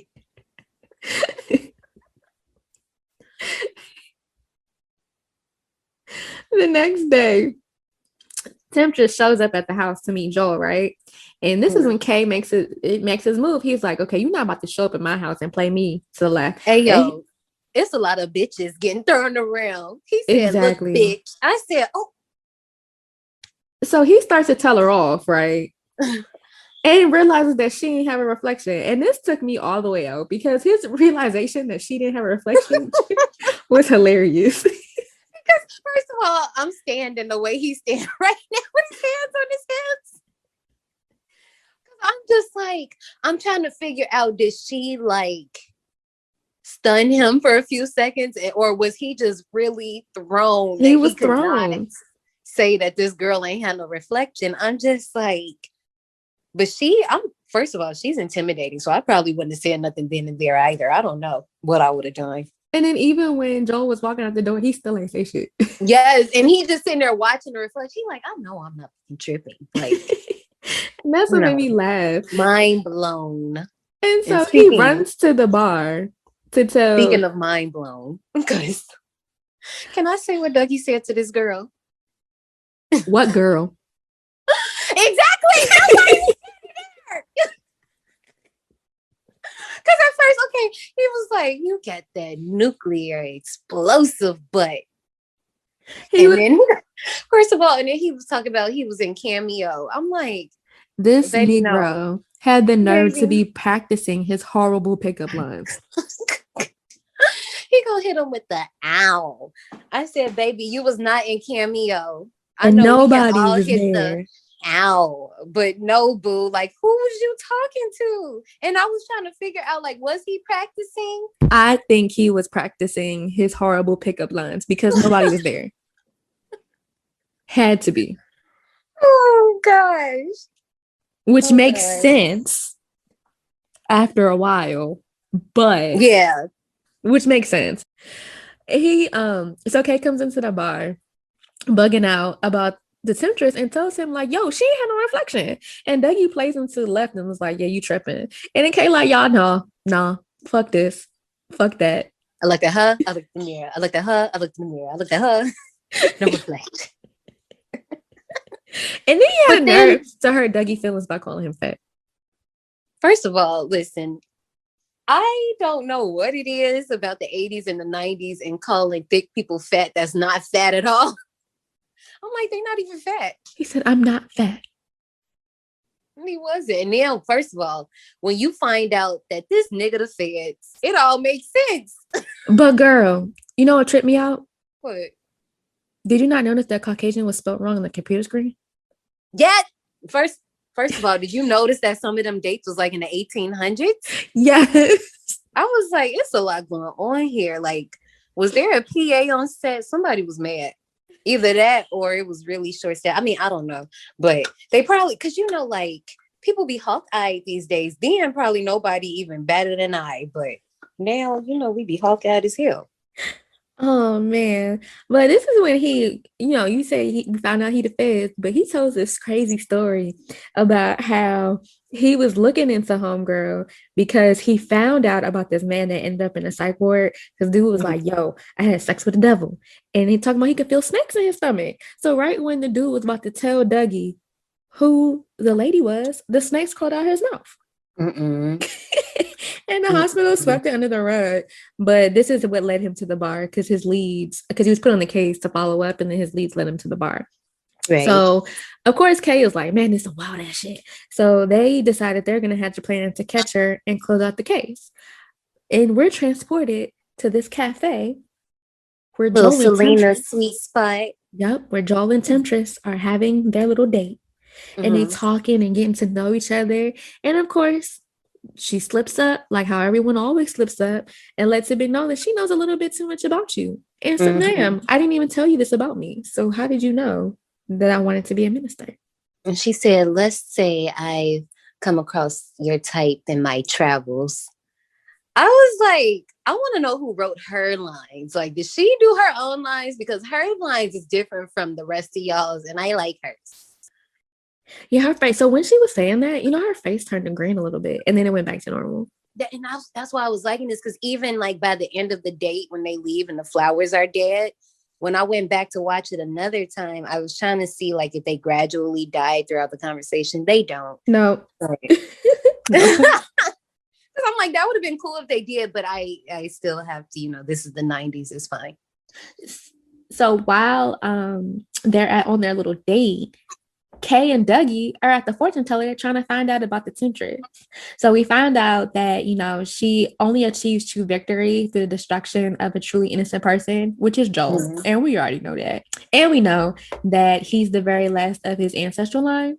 But Madame Sonia, she fucked up when she said Temptation's name. Listen, first of all, Madame Sonia is played by Melba Moore. Y'all know face to face. Yes. So anyway, when they first walked in, Kadeem cracks me up through this entire movie because it's a few times when people like scare him. He's like, man, I almost fucked you up. He's like, man, I almost fucked home girl up. I'm like, dang, you just aggressive. But no, I do like how they did the scene once. Not Melba. Once Madame Sonia says the temptress name, because in a movie nowadays they would have like had black smoke coming out of her mouth with the temptress all CGI'd in the middle. Like, I definitely like the way they did this instead.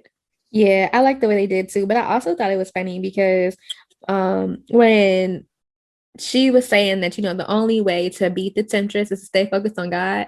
And Dougie was like, yeah, let's just drown her in holy water, cut out her heart and bury it under hollow ground. And Kay like, now wait a goddamn minute. Right. Okay, I ain't signed up for all this. Listen, okay, because Kay really was not with the ish, okay? Because when she says the temptress name, the temptress is sensing this and she excuses herself from she and Joel's date. And, she projects through Madame Sonia, cautioning them. And instantly, Kay was out. He was like, he's a track star. He was out. He was like, yeah, let's get out of here. It took a second for Dougie to get out. I'm pretty sure Kay was down the street. He was gone. So later that night, Grandma has a nightmare about Joel, right? And he's running through the streets and enters a bar filled with all of Temptress's victims, telling him to, come join the fold.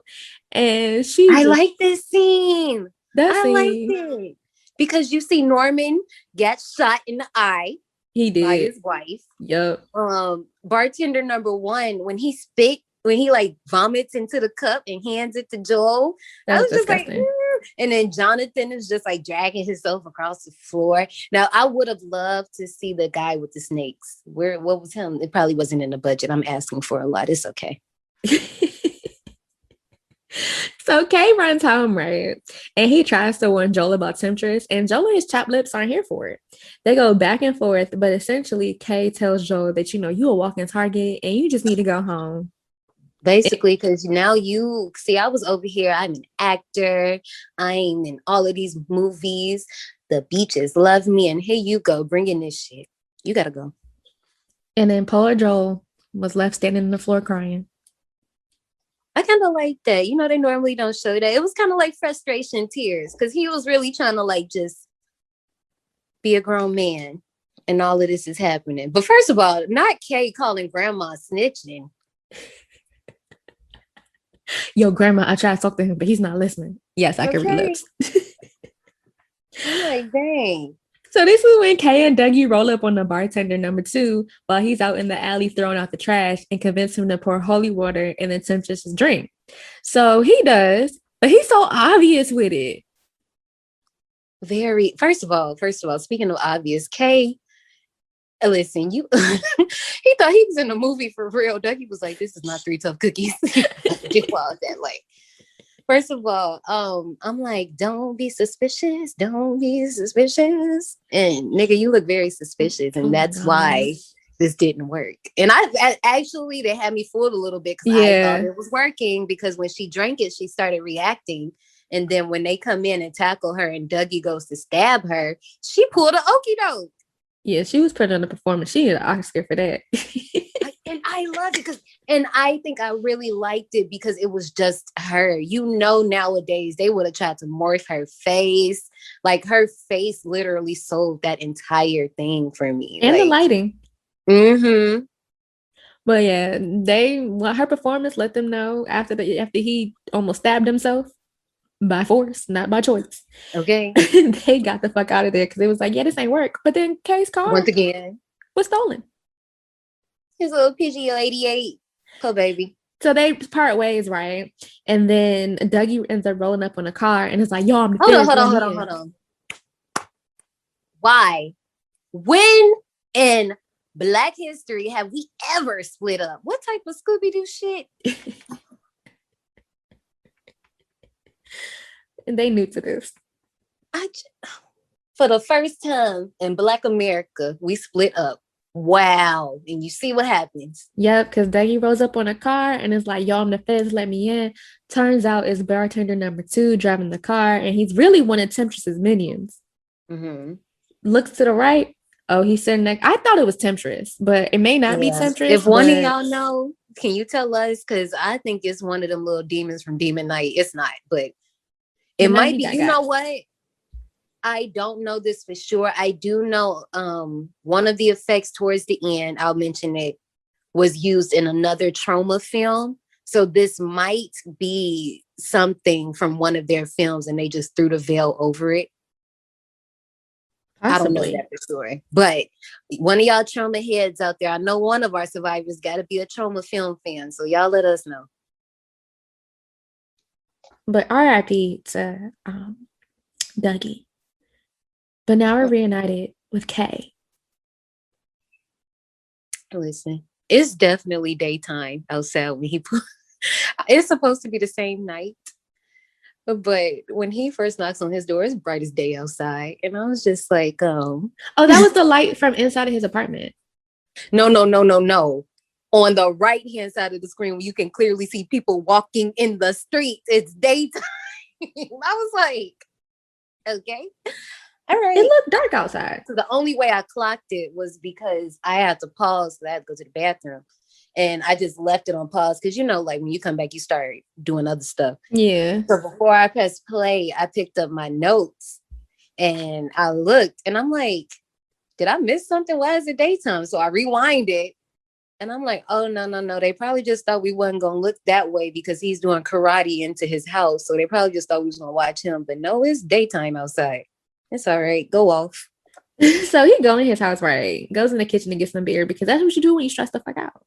All right. And he hears noises, grabs a knife, comes back out in his living room, and he sees himself on the TV doing weird shit. And he really goes up to the TV like, what? Now, see, look, that gun in the Big Bertha, I thought that was never going to come back, right?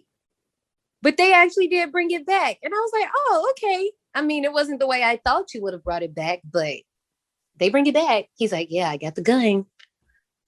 You're doing weird shit on the TV. Yes. Because, oh my God. Can I describe this scene? Because go ahead. Okay, so y'all.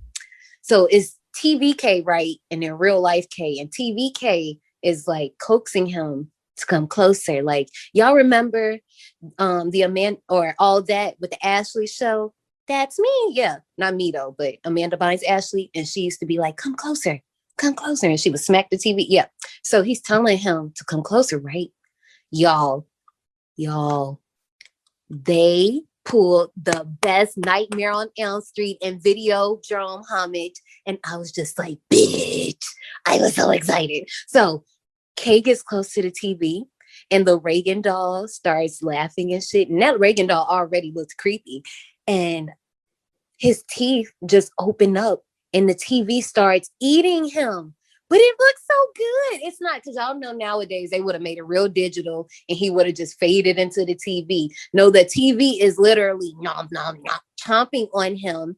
And then fucking burps out his intestines and blood. And then, I don't know if this is Kay's face. I don't know whose face this is, but another face comes out the TV, Nightmare on Elm Street style, the first one when Freddy is looming over Nancy in the bed. And I was just like, I love y'all. That was all Ernest Dickerson. Thank you, sir. Thank you. I loved it. I was like, y'all know I am a sucker for practical horror effects. And I just loved it. The way Kay was like struggling to try to get out the TV looked so good. And it was all done with rubber. Oh, wow. Yeah. But let's bring it on back to Joel. Because Joel... Listen, let me tell you something. The Temptress got them red sheets out. She ain't never had them on before. You know what that means. But I'm mad at Joel because you just decide to go to the first person that you just met, this new woman, to go complain about your fight with Kay. She don't care. You know what? I wanted to ask you this. So from jump, do you think the Temptress only sought out Kay because of Joel? I think so. Okay. We on the same page. Also, they started tonguing, right? Did Joel do what I think he did? Or did he just stop her from kissing him? I think he stopped her from kissing him. Oh, okay. I was about to say, I know this dude didn't just... Yeah, I think he just stopped her from kissing him. Okay. Because, fornication is a sin. Well, she tried to ease him down by offering him some wine, but he stayed adamant. He turned it down. But she pours it out, she pours it anyway, sticks her finger in it, drinks it, and then kisses him so that he pass out. Because she drugged that shit. All right. Okay, look, listen. When he wakes up and I seen these Disney wall stickers, I immediately went back to preschool.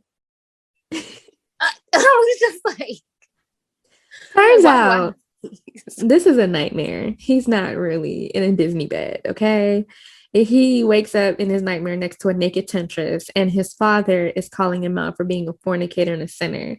But Joel, they had to bring Samuel L. Jackson back, just, even though he wasn't all that just yet. I'm glad they did, though. Right. But Joel was smarter than that. He knew that wasn't his real daddy, but his dream gets busted up by his grandma busting in the door in real life. Better not touch my baby. Whole time, I was trying to figure out how she got from North Carolina to New York that fast. Don't question no grandma.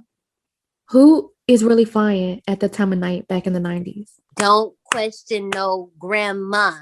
Because ain't no way she drove across the bus that fast. Grandma's going in. You seen Sugar Mama? Sugar Mama ain't play, okay? And she wasn't playing because she was about to be Temptress with the purse, but then she flung grandma across the room into a corner.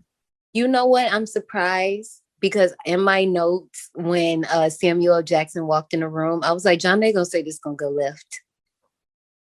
No. And you didn't say that. That's his father. And there was no other indication in this movie that this was gonna go left. This is true, but we can't just say just because that's his daddy, it don't happen. I mean, of course. But there was no other indication in this movie that this was going to go left like that. Okay. I didn't get John Nay's right card, but I wrote it. I was like, I bet you John Nay going to be like, and this is where I thought it was going to go left.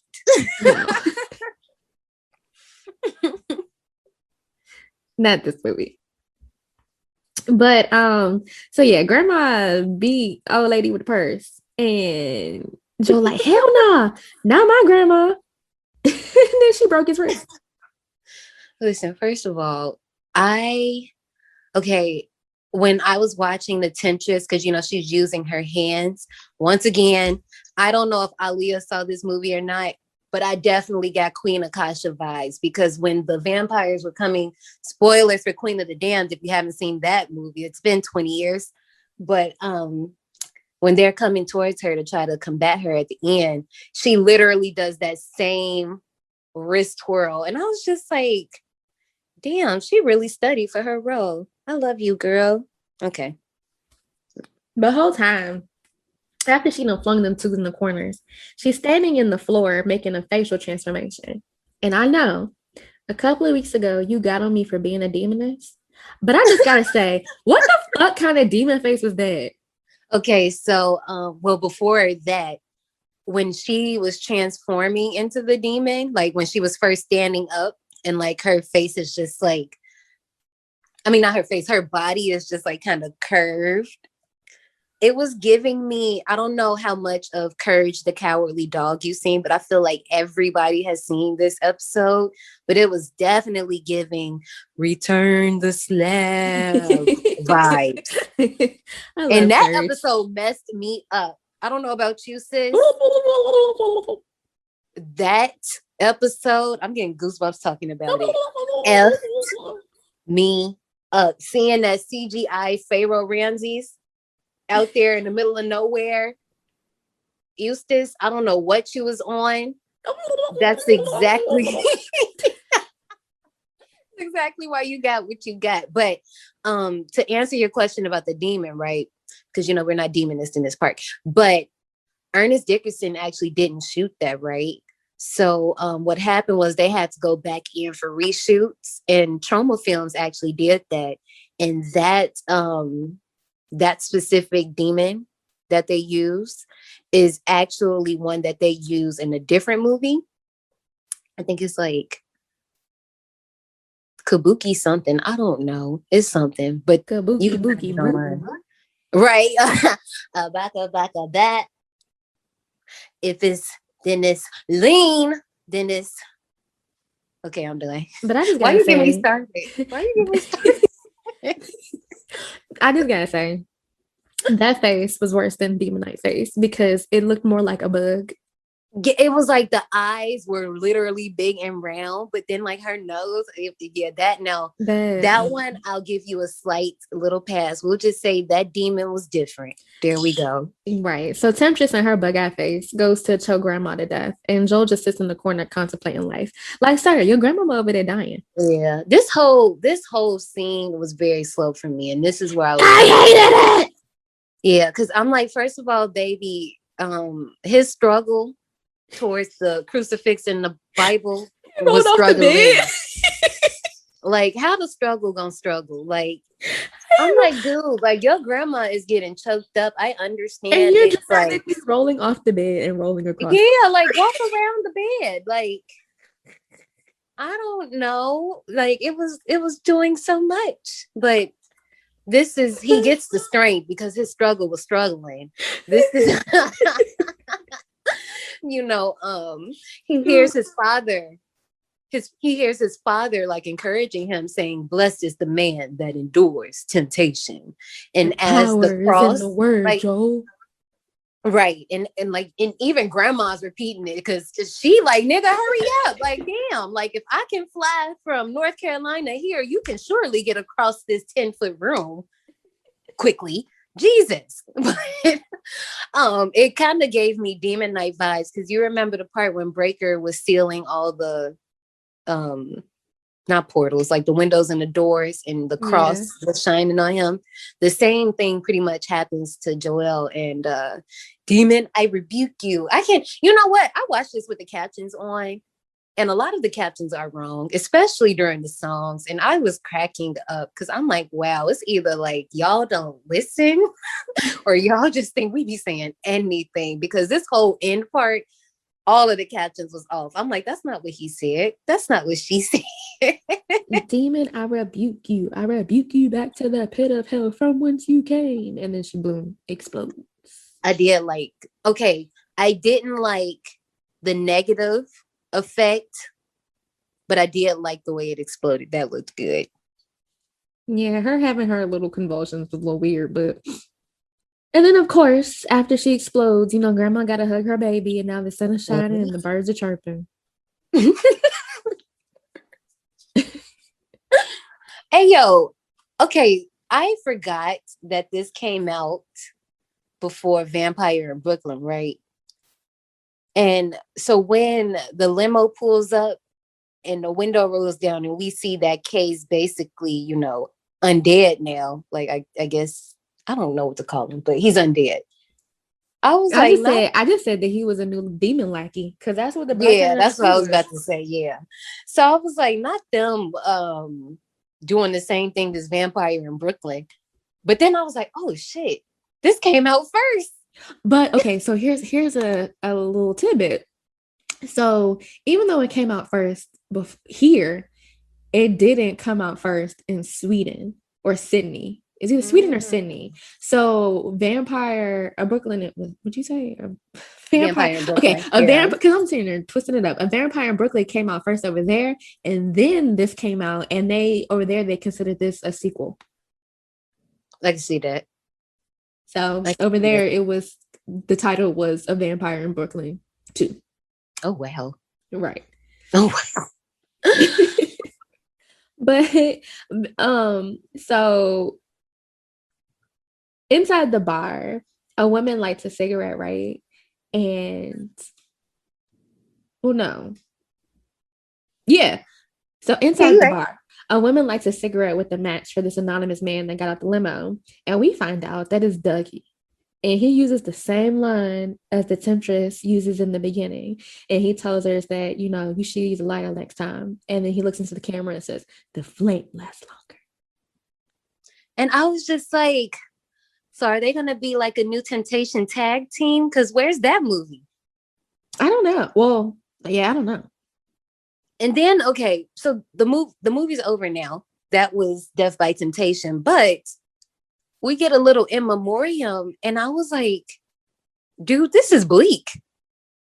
Did you see that on yours? It was also kind of a little creepy because he was like, now I'm the last one. And I'm like, yeah. So in the movie, like, it was kind of like a parallel. Like, was this art imitating life? Because that's creepy. And right. I got goosebumps once again.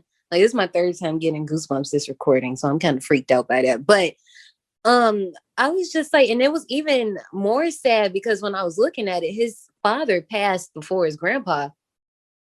And I was just like, wow, this is pretty bleak, dude. And then when you realize that he didn't do anything else after this, like this was the one and only thing he's done as far as directing and all of that, like directing, producing, writing, this was it. And I was just like, I wonder, like, put it this way, if he was going through something, I hope he's okay now, because I have to say, I freaking love this movie. Listen, I think it's very underrated. I don't know how the heck I never heard of this movie, never come across it. The storyline isn't too bad, even though, I mentioned earlier, like some of the dialogue between Kay and Joel, I couldn't tell if it was like improvised or like, is this how they wanted it to be? Because like some of it seems like pretty endearing, but also it's like some parts I felt like it was improvised. The effects, besides the ones that I called out, despite me calling them out, I still like them. And I still want to see this Dougie and Kay Temptation tag team. And 15 niggas get killed in this movie. 2 women get killed too, but it's just the mama and then Temptation. But 15 dudes get killed in this movie, and we barely ever see that by a woman.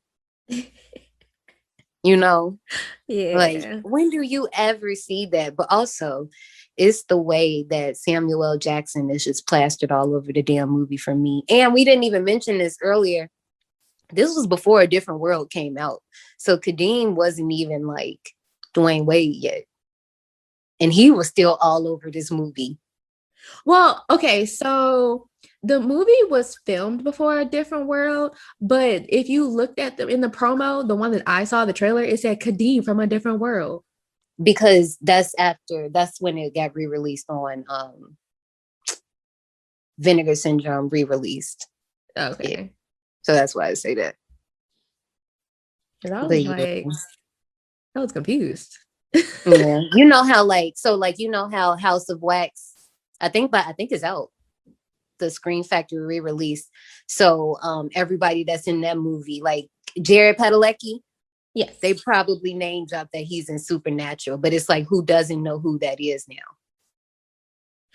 So back then, Jared Padalecki, he was on Gilmore Girls. Yeah, and I mean, like he had things before House of Wax, but remember, in House of Wax, he still wasn't all that. They killed him first. Yeah, and he was the last billing. You know what I'm saying? He wasn't as hot as he is now.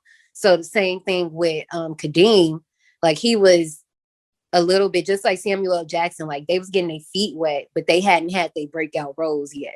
So now, like they brought this out in 2018. So yeah, at that time, the biggest thing he had done was A Different World. He had been in other stuff, but when we see him, that's Dwayne Wade to us. Like that's just like if I see Robert Englund in as many roles as this man has been in, and I like him in other roles as well. No, that's Freddie. Brandon was just talking about that the other day, how Freddie, he looks like Freddie. Like, I mean, they molded the prosthetics around his natural face. So I would expect him to look like him. Like, he was like, man, they did a really good job with that, because he was like, I just look at him and I'm like, man, you Freddie. Yeah, I mean, it's not a mask, it's actual face paint and prosthetics. So it's, yeah. How did you feel about this movie? Because I feel like you feel differently from me. Here it come, y'all. Here it come. The moment y'all been waiting for. Y'all know every week y'all be waiting on it. Here it come.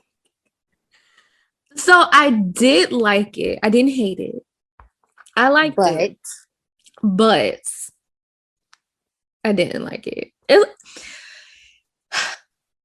was a little slow for me. Like, even when I rewatched it to take my notes, it just seemed like it dragged on. You know, like some movies, they just seem like they progress fast. This movie did not progress now fast. I can agree with that. I do feel like writing could have been tighter.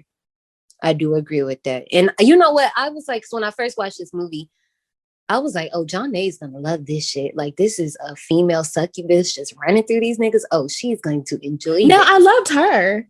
Yeah. But the movie, I get what you mean. I get you. Well, and there were like some funny parts. Like, Kadeem had me cracking up. Listen, because he was just... I know half of his lines had to be improvised. Like, I know they didn't write that in the script. When he was talking about, like, every time he got scared by somebody and he just reacted, I know that had to be, like, just him. It's just his reactions naturally were funny. It was just like, sir. And the fact that he like looked like the whole mirror situation, that took me out. I was laughing at that. I know y'all can't see me, but I got my hands on my hips again because that's so funny. Oh man. But yeah, it's a toss up for me as far as what I liked and didn't like. You know, towing the line a little bit. But I did like it. My score isn't bad. It's not that bad. Okay. So we have a 4.7 out of 10 on IMDb, a 69% on Rotten Tomatoes. And what are you going to give it? All right. When I first watched it, because as much as I love it, I was like, I don't like it more than Tales from the Hood. And when it, y'all know we don't compare through all the movies, but I was just trying to gauge where my like was. And I was like, last week we kind of matched each other, but I don't like it less than Demon Knight. So I think let me give this a 74. Okay. So when I first rated it, it was lower than what I'm about to say. But I'm going to go with a 65. 65? Yeah, I'm gonna go with the 65. Again, y'all know we always talk about this at some point. I would like to see a remake of this. However, please don't CGI it down. Please. Because I believe I know there's somebody that could probably give us tighter writing. Maybe, I don't know I do like that this was dealing with the church. But maybe, I feel like maybe there can be another angle. Also, I don't need anything tragic to happen to the Temptress for her to be this way. Y'all know they always try to give somebody a backstory. Just let that girl be an ancient demon and go. Like, I don't need her to be abused and now she's coming back for revenge. Like, I think that. Like, y'all love. Yeah, I'm like, y'all love doing that to women. Like, I just watched this movie. I'm not going to say what it is just in case you haven't seen it. But Catherine Isabel is in it. So, guys, if you know what I'm talking about, you know what I'm talking about. And the character that she's playing gets abused and then comes back and gets vengeance on people, revenge on people. And yeah, but why do we always got to go through something before we just turn evil? Why we just can't be evil? Because for some reason, for the longest time, people didn't believe that women could be innately evil. So that's why a lot of female serial killers just like went under the radar because they're like, man, women ain't do that. Right. Like for example, Jennifer's Body. Like, why did all of that have to happen? Okay, I know why. I get that. And they kind of like gloss over it. But why does all of this have to happen for this to happen? And I'm not spoiling anything. You'll be fine when you see it. But Why does all at of this this point? have to I've seen happen? so many screenshots and gifs and all types of stuff at Jennifer's body. I would guess the plot as soon as I start watching it because it's been so many years now. Yeah, I mean, I think it's a fun one. I actually think it's on Hulu right now, so you can watch it if you It's want on to. Prime. I've saved it. I'm like, it's on one of them because June they was showing out. Everybody was showing out with the horror movies. Like, we are well taken care of. Oh yeah, because June is like halfway to Halloween. Yes, and I'm sad because I missed the halfway to Halloween party that they do in Vegas. I went once and it was so much fun. That sounds like it's fun. Anything in Vegas be sounding fun, honestly. I mean, it's Vegas. Of course. But do you want to go ahead and head to the souvenir shop? Yes, because I got a lot to say. It seems you survived. Well, before you go, join us in the souvenir shop. Take it away. Vibe with me real quick, okay? So the first thing, before I get to my idea, I was telling you Nike had a sponsorship and I was saying everybody else. So the Temptress, her sleepwear was by Lily of France. Her tights, stockings, Christian Dior, and her dresses were by Eldon Glover. So this inspired me for the souvenir shop. I'm like, okay, well, first, I need press-on nails. Period. Give me the gold nails. Like, even if they had different colors, like, I would just love it. Like, the gold nails can be Temptress. They can have, like, these bloody red ones called Cured by the Blood. Like, I don't know, copyright D180. But, yeah, all of that. And then I, want a tight Temptress line. Knee-high stockings, fishnets, regular stockings. Like, just all of that. We can do the sleepwear, too. I think I'm gonna be the Temptress for Halloween. That's like my 5th Halloween costume. Don't ask me why I'm gonna wear all these costumes, but I'm gonna figure it out because this girl, she done did a number on me like Justine. I was feeling her. Like, if you're trying to go, I'm planning to be out the country for Halloween. So okay, out the country. I don't know what's gonna be happening in October. We got to see what's going on by then. I mean, it'll be our anniversary. Oh my God, we'll be one. Oh my God, guys. This is, first of all, we didn't say this last week, but can y'all believe this is like our 31st episode? We've been doing 31 of these. That's crazy. Doesn't seem like we've done that many. And 31 doesn't seem like a big number, but when you look at it, like, we've been doing this and y'all been writing for us. And I just love y'all survivors. Y'all so nice. Y'all be talking to us on IG. We got season pass holders in this thing. Y'all be looking out for us, sending us themes, sending us suggestions and all of that. And I just really appreciate y'all. We love you. But with that being said, you ready to run these park announcements? Yes, ma'am. Y'all know how the game go. We got one more movie. What? One more movie? That sounds so crazy. In our lineup for Welcome to the Cookout, we're going to be talking about my uncle Snoop D-O-double-G in 2001's Bones. That's on, I believe that's on Tubi. I think it's on, I want to say it might be on Prime. I don't know. Don't quote me on that last one, but I definitely know it's on Tubi. So you're going to have some ads, but I'm telling you now so you can watch it in enough time to link up with us later. But in the meantime, when Bones does drop, our July park guide is going to drop. And I think I will hold that in a little bit until next week and we'll disclose that. So you guys can come follow us on our IG, D180 Podcast. Make sure that you keep yourself up to date. Click on the park theme highlights. You can see everything we got going there. You can also see all the episodes that we have from the past on whatever streaming option you listen to, whether that be Spotify, iTunes, Deezer, Google, Apple Play, whatever it's called. Deezer. I think I just made that name up. No, Deezer is a real thing. Yeah, I was like, I didn't know that was a thing, but apparently we're on it. Whatever that is, somebody's listening on Deezer. But if you ever have a movie or a theme that you would like to see covered on the show, you can hit us up at Destination 180podcast@gmail.com. Just write survivor submission in the tagline and then go ahead and tell us what you want to hear. If you just want to give us feedback, you can use that same email to do so as well.